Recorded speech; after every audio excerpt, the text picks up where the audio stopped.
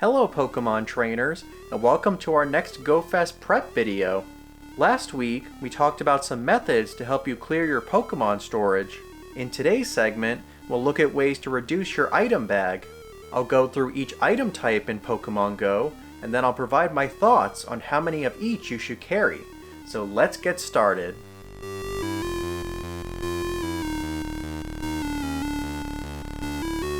So items are a key component to the Pokemon Go experience. Pokeballs are needed to catch wild Pokemon. Healing items revive fallen Mons after raid and gym battles. And raid passes and incubators add to the overall experience. To date, there's 37 different items you can collect throughout your journey.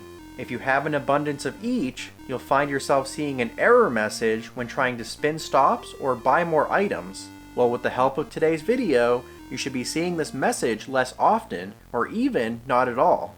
Like the Pokemon storage video, we'll be grouping items into different categories. Then we'll go through each, starting with the ones that are placeholders and ending with the ones that are absolutely essential. First, let's talk about potions. There are 4 different types of potions in Pokemon Go, each with its own HP restoration. There's regular, super, hyper, and max potions. Of these 4, I recommend keeping just the hyper and max potions, as they can completely refill a Pokemon's HP. If you do a lot of raiding, I would consider keeping 30 to 40 of these healing items. You'll be able to obtain more from completing raids, spinning Pokestops, and opening gifts. So there's plenty of opportunities to restock if you're running low. The same sentiment goes for revives and max revives. Between the two, I'd say try to keep about 25 to 30 total. I'd also try to focus your stock on max revives, as these eliminate the use of potions to max your Pokemon's health. Like potions, you can receive revives from a variety of sources, so if you need to heal, there's plenty of ways to obtain more. In terms of berries, Nanab and Raspberries aren't the most useful items. While they make Pokemon easier to catch, there are better options, so I would completely trash these. Pineapple berries provide extra candy when catching, so maybe keep 50 to 60 if there's anything at GoFest you need candy for. And finally, golden raspberries and silver pineapples are the pinnacle of berries. Golden Razes increase a Pokemon's catch rate by 2.25%, and silver pineapples have the increased catch and candy rate of Raz and pineapple berries combined. I'd keep 50 Goldens to help with legendaries as well as hard to catch shinies. And for silver pineapples, I'd say to get as many as you can. These are extremely rare and can be useful on rare Pokemon with low catch rates. Evolution items are up next. Certain Pokemon like Porygon and Seadra require items to reach the next stage. Because these work on a very small group of Pokemon, I would encourage you to limit your stock of upgrades, Dragon Scales, Sunstones, Metal Coats, and King's Rocks to 1 to 2 each. As for Unova and Sinnoh Stones, because they're applicable to a larger group, I would keep about 10. There's a good chance you've got dozens of these items in your bag, so it's worth trashing some that you won't likely use. Moving on, let's talk about technical machines, or TMs for short. You may have a lot of fast and charged TMs lying around, especially if you frequent the Go Battle League. Most Pokemon only have 2 fast attacks, making them easy to flip if it needs a change. Since this is the case, I would only keep about 10 to 20 fast TMs. As for charged TMs, I think having anywhere from 30 to 50 is the perfect amount. Unlike fast attacks, Pokemon usually have 3 to 4 charged attacks, so the chance of getting the move you want is completely random. If you have an excess amount of charged TMs, I recommend dumping them into some Pokemon you may use in the future. Do all of your Machamps know Dynamic Punch? Are your PvP Pokemon up to snuff? Spend some time organizing which Pokemon you're going to use so you can cut down on your TMs without wasting them. Now, one item that might be stockpiling in your storage is rare candy. This universal candy can be obtained through field research, raids, and PvP. With so many easy ways to obtain it, there's a good chance you've accumulated a lot without noticing. It's never worth trashing rare candy, so I highly recommend dumping it into a Pokemon you want to power up or double move, like a legendary or mythical.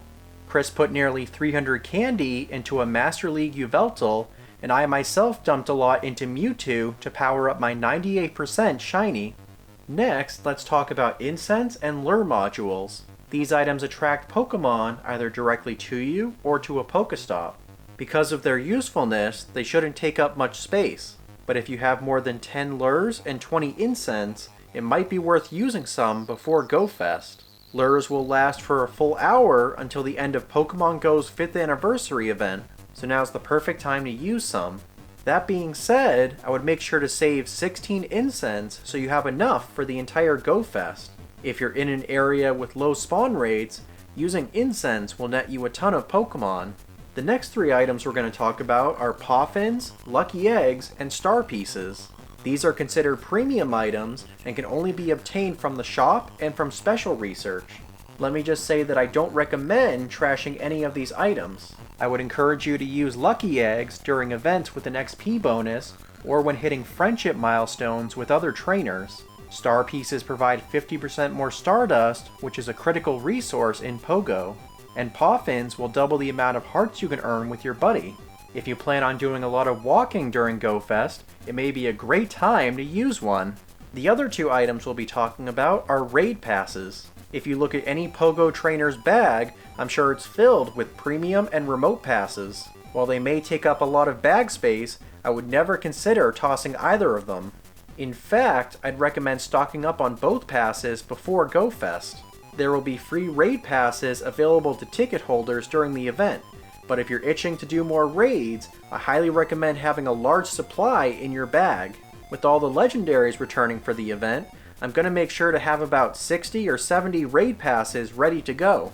It just so happens that our current Ultra Box has 20 raid passes, so if you have some Pokecoins to spare, now is definitely the time to redeem them. The final item on our list is Pokeballs, the lifeblood of Pokemon. How many of each should you carry? Well, I would say as many as you can. That way, you'll have a huge quantity of Pokeballs to catch hundreds of Go Fest spawns over the course of the weekend. While Pokeballs are important, Great Balls and Ultra Balls have a higher catch rate, making them more effective for catching Pokemon. This being the case, I would recommend keeping more blue and yellow balls compared to the standard red. But I would still be careful when deleting your Pokeball supply, especially as we get closer to Go Fest. See if you can delete anything else in your bag first.